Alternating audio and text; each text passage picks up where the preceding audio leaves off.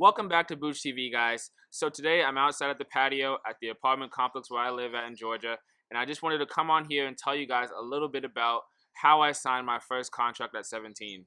Now, I feel like the journey to me getting scouted, finding an agent, signing was a very prolonged step. There was a lot of things that happened, good and bad, that led me to eventually being able to sign before I even finished high school. So I think that there's a lot of things that I can tell you guys and share with you that helped me and maybe even didn't help me get to that step. So I hope you guys enjoy.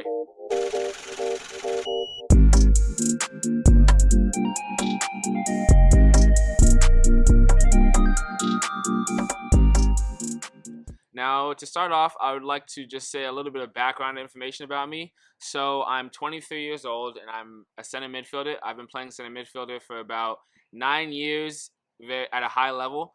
I started playing soccer when I was about 3 years old in a little town in Ohio.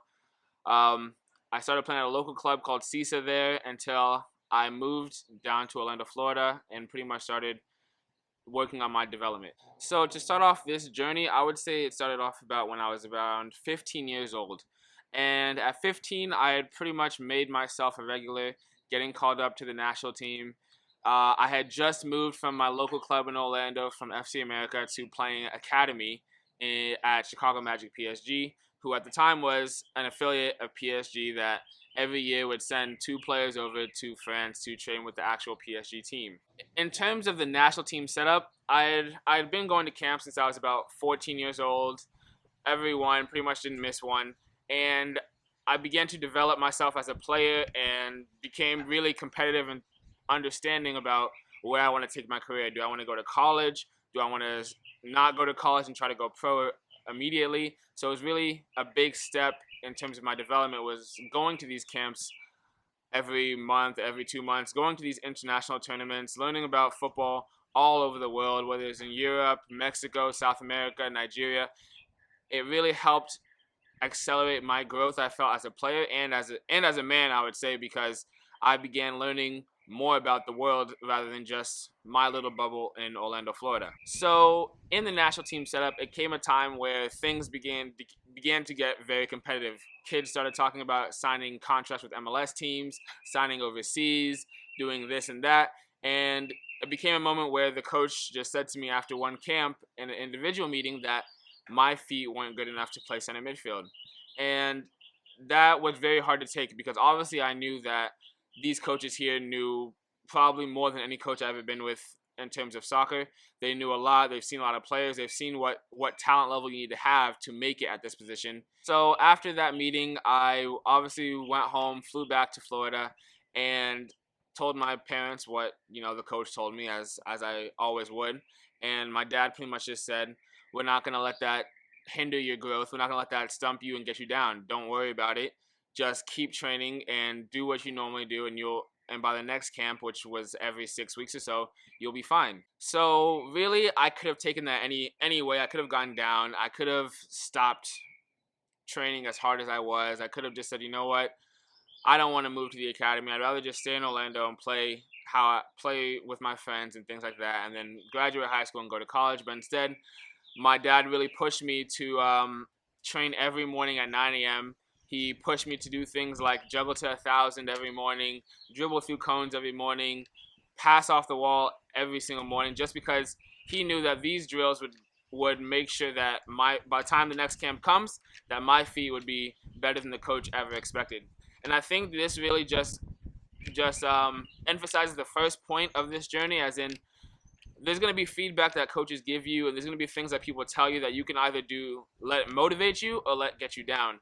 And usually you should let that fuel you to strive harder, to work harder, to do things that maybe you weren't doing before, but because you want to prove that person or those people wrong so badly, you just become obsessed with perfecting your craft, working on whatever you needs to work on, so that by the time you see them again, that you prove them wrong. And that's essentially what I did. So after that camp became the decision to decide what I was going to do. Was I going to stay at my local club in Orlando, or was I going to go to Chicago and play in the academy by myself, no parents, just me and my two friends, Caleb and Alan? We're going to stay in a house, play up there, and try our best to, perform as best as possible so we can take our careers further. And I think this is where it comes into play, where you really want to have somebody close to you, whether you're watching this and you're watching this from a different sporting perspective. Maybe you play basketball, maybe you play American football, baseball, whichever the case is. It's very important to have somebody close to you that knows a lot about whatever sport you're playing. For me, obviously, it's soccer. My dad was probably the person who knew more than anybody I ever spoke to about the game of soccer. Even though he didn't take any coaching courses or maybe coached at a very high level, he knew exactly where I needed to be, what I needed to do, that staying in Orlando wasn't going to be how I was going to elevate myself on the national map and on the global map. So I took online classes at Indiana University online. I worked hard, trained twice a day in Chicago, and that's really what made me, take that jump from living at home to living in a whole nother state. So after my first few months in Chicago, playing really well, starting every game, getting minutes, getting video, things like that, having national team scouts watch every academy game I was playing in or my team was playing in, and it became the time to go to the Academy Showcase.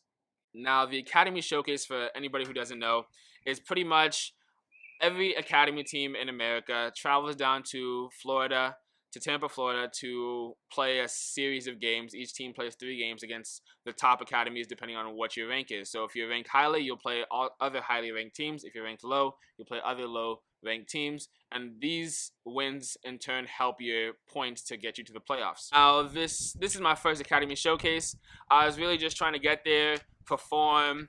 Every college coach was watching every single game, pretty much all the high-level games. My team was highly ranked, so they were watching ours. National team scouts, coaches that even coach me whenever I go to national camp, they were there. So I really wanted to perform my best to show them, how far I've come since the last time they told me my feet weren't good enough the last time they saw me. So after the Academy Showcase, next national camp comes, and this national camp is with the older national team age group, so the players born in 1996 as well as the players born in 1997.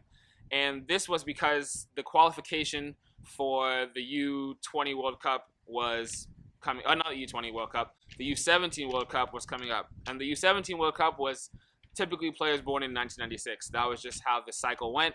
So they wanted to get all of, pretty much the whole pool, 97, 96 together, playing with each other, playing against each other to, pick who is going to help try to qualify for this tournament. At this camp, I actually had an interview done on me, which I'll put in the description below, or hopefully I'll be able to play it on here. So after this camp, I go home, go back to Chicago to start the second half of the season, and the roster finally came out for who's going to, play for USA to qualify for the U17 World Cup, and I wasn't on it. I wasn't really disappointed. I wanted to go, but obviously I knew that, okay, there's players better than me. Like, I just knew. As a player, you just know who's better than you and who's not better than you. And I knew there were definitely players better than me. I knew that my cycle was more for the U20 World Cup, so I didn't really get too flustered about it. But my dad had other thoughts. He clearly thought that, okay, it's not bad that I didn't get called up, but I need to be pushing for things like these to get called up, because the quicker I can get called up to these global tournaments, the quicker I can, become professional. And still, being a professional wasn't really a goal in my head. It was more just like a dream. So it was more like, okay, if it happens, I'm really happy. If it doesn't happen, then okay, so be it. I'll go to college and try to go pro that way. Alright guys, so now is a good time to end it there. So tune into the next segment, because next is actually one of the most interesting parts of the story. It's when I finally go to Nigeria with my family, so you guys stay tuned.